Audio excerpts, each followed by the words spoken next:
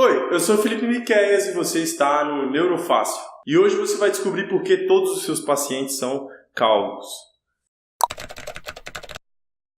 Fala galera, tudo bem? Algumas vezes eu já me esqueci quais eram os parâmetros a serem analisados numa tomografia de crânio. E aí, acabei bolando um mnemônico para que eu não esquecesse mais. Então vou apresentar para vocês uma maneira de fazer a leitura sistemática da tomografia de crânio. Vem comigo, vamos aqui ao quadro.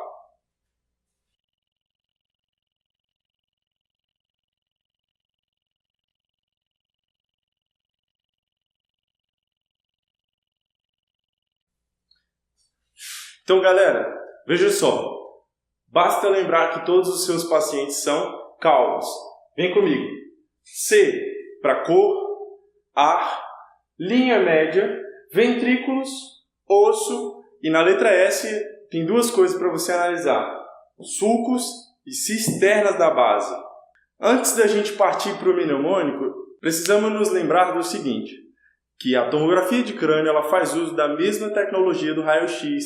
Portanto, as imagens são formadas em escalas de pretos e brancos de acordo com a densidade da matéria. Veja só, aquilo que for muito denso vai apresentar-se tanto no raio-x quanto na tomografia de crânio branco. E aquilo que for pouco denso vai se apresentar preto. Veja esse exemplo aqui de uma tomografia de crânio normal. Vamos olhar três coisinhas aqui. Veja só, o ar em volta da cabeça do paciente está aparecendo preto, porque é pouco denso. Da mesma maneira, você pode observar o LCR, o líquor, também é preto. No outro polo, nós temos o osso, que é de uma alta densidade e apresenta-se branco. E no ponto médio, de maneira intermediária, a gente tem o famoso 50 tons de cinza, né? As escalas de cinzas aí para o parênquima cerebral.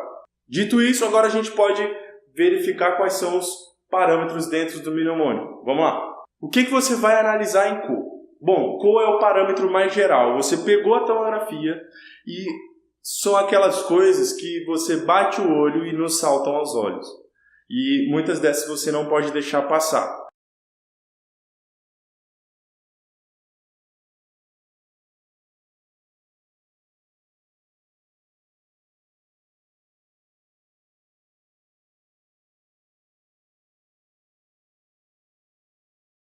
Então, essas são as coisas que nós podemos ver na cor.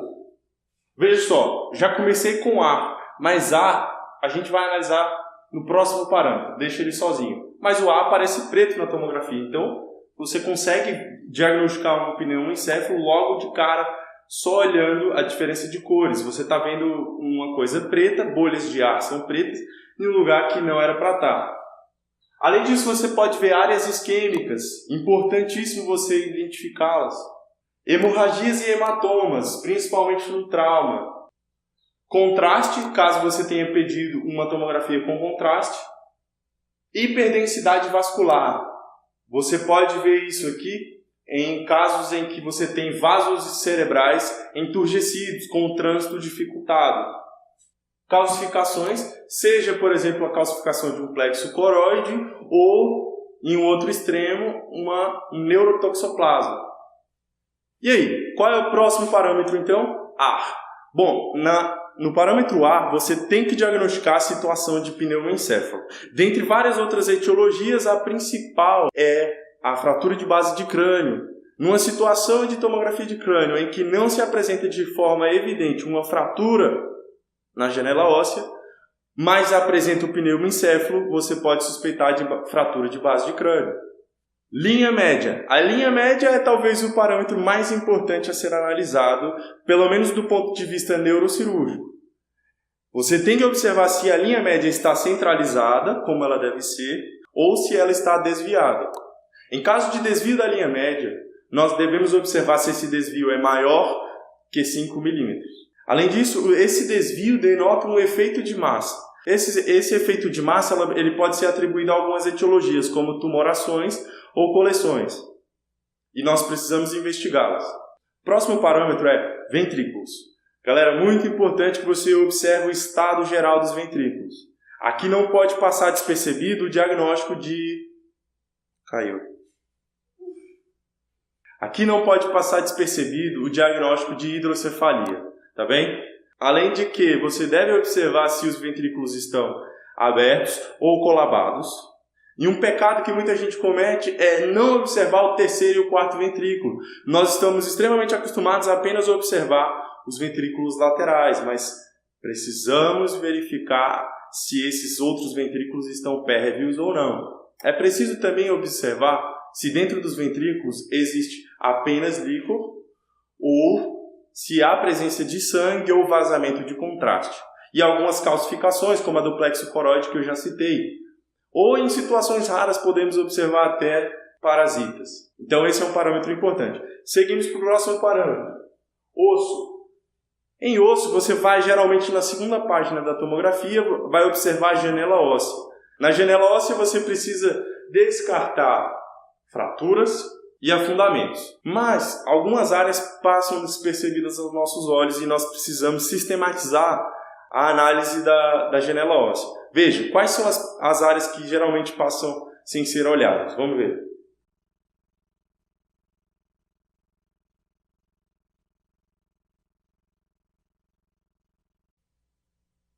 Então veja, essas áreas muitas vezes passam sem ser observadas na janela óssea. Vamos então tomar cuidado para que a gente não esqueça delas. Veja só, eu separei essas áreas aqui para a gente olhar. Área de célula túrquica e quiasma óptico, região uma muito próxima da outra. A área petrosa, também a área mastoidea e, por fim, olhar detalhadamente as áreas de sutura. Qual é o próximo parâmetro? S. Em S, lembre-se que você tem que analisar duas coisas. S para sulcos e S para cisternas da base. Vamos lá, começando por sulcos. Sulco é um parâmetro importantíssimo, como todos os outros. E você deve observar se os sulcos estão evidentes ou apagados. O apagamento desses sulcos pode denominar uma patologia. Além disso, sulcos muito evidentes podem denotar uma desidratação ou uma atrofia cerebral. Próximo parâmetro, cisterna. Cisterna da base, galera, não pode passar sem ver. Cisterna da base é importante que você olhe se elas estão presentes, abertas. Então você vai olhar aquela região perimesencefálica, observar se o tronco cerebral está herniado, está em sofrimento ou não. Beleza? Então, pessoal, esse é o mnemônico. Não se esqueça que seus pacientes são calvos. Se você gostou desse vídeo e quer ver a aplicação desse mnemônico, recomendo esse outro vídeo aqui. Valeu, um grande abraço.